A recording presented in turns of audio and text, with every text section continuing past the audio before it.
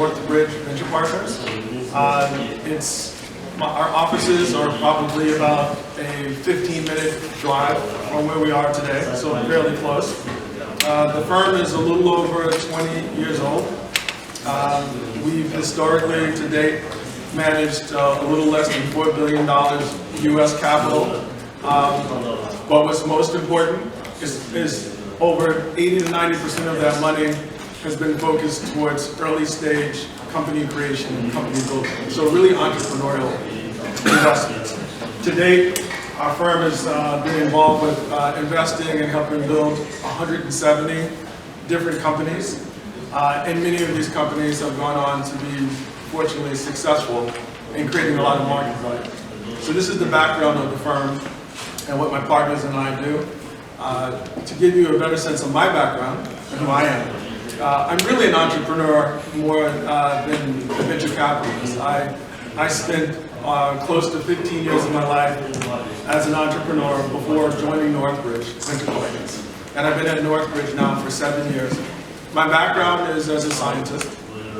I've had the opportunity, mainly in the Boston area, to help start and build 10 different companies based on chemistry and materials. Some of them we've talked about today. You've met, like MC10 and 1366 and Arsenal Medical. I think we've had a chance to go to 480 Biomedical and Arsenal Medical. And what I really love about this group is I can hear that you have the passion around building companies. And I love what you said earlier about it's not just about making money. Sometimes it's nonprofit, but it's really about building value and doing really interesting things. And even though I'm a venture capitalist, that's what I'm really most interested in, is building valuable companies that make a difference in the world.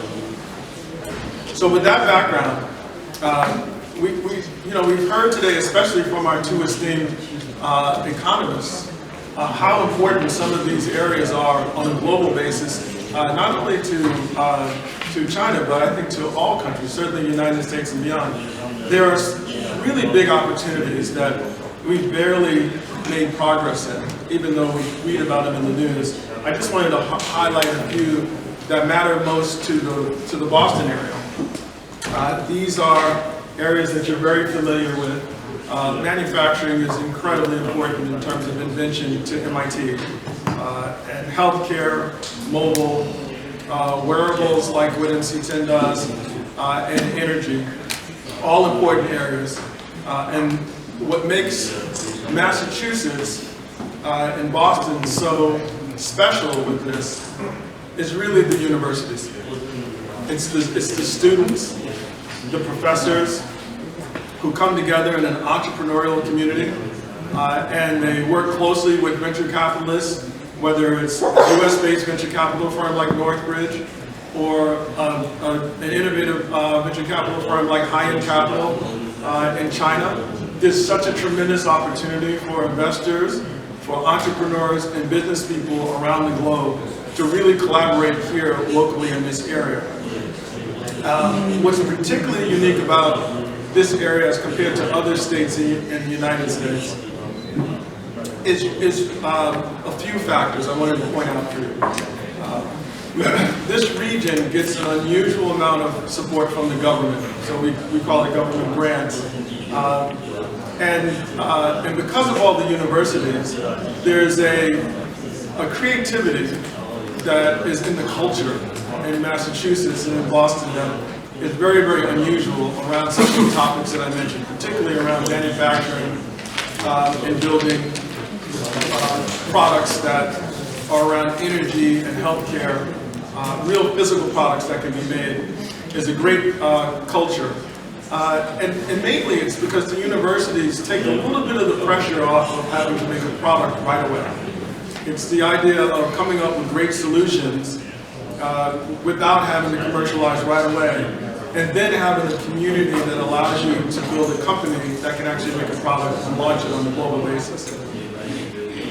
I think the other great thing about Massachusetts, which I think is a tremendous opportunity for Massachusetts and the United States to collaborate with China, specifically places like Guangzhou and Beijing, is that there are no geographic boundaries. If you think about the students who are here at these universities, they come from all around the world, and they bring that culture to the universities, and then that allows some of the innovation to go outside the United States. So particularly in Massachusetts, there's no geographic boundaries, and large companies feel very comfortable collaborating with students. So it makes this a great environment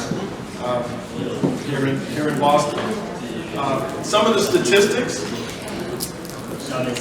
within a 15-minute to 30-minute drive, there are so many colleges and universities just in this area.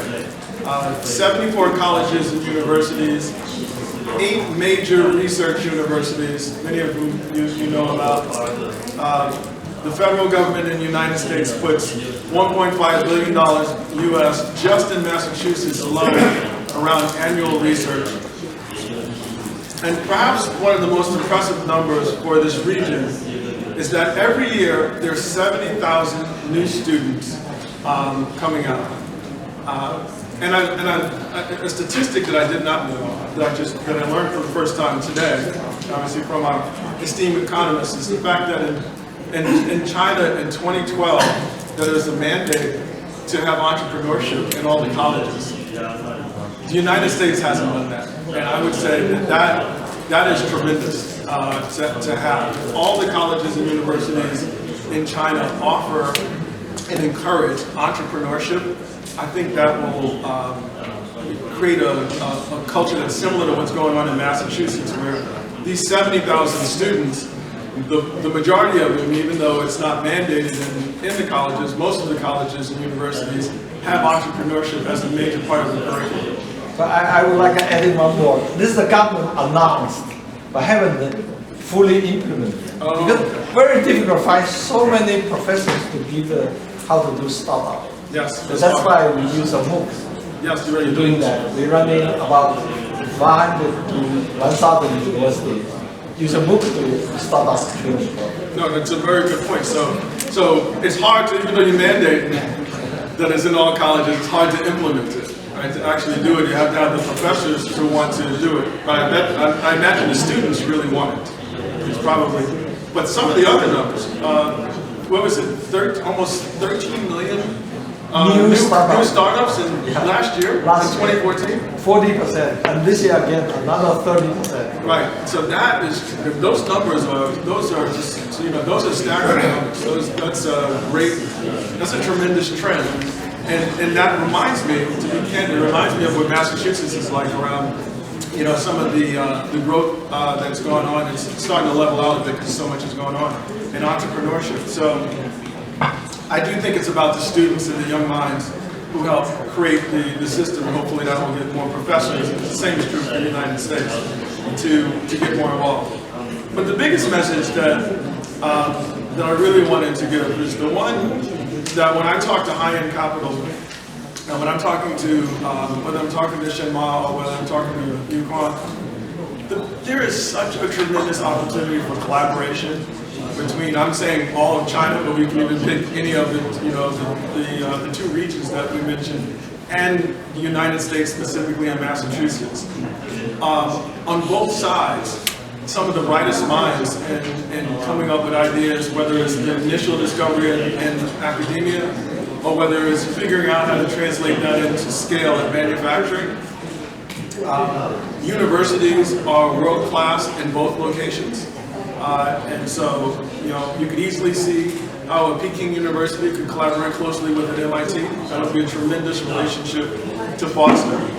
And in both directions, the United States is trying to solve some of the biggest problems out there on a global basis, and China is out solving some of the biggest problems. And together, as a union around the entrepreneurial communities of both directions, including the financial communities, there's really a tremendous opportunity. And for that reason, that is why I'm collaborating so actively with high-end capital. As much as I can figure out the fit between Northbridge and high-end, I'm going to do as many collaborations as I can, and we're already doing several. So really comes back to the entrepreneurs on both sides. So I'm really glad that everybody's here today. Hopefully this is the first of many meetings of this type. And I thank all of you for giving me the opportunity to talk to you.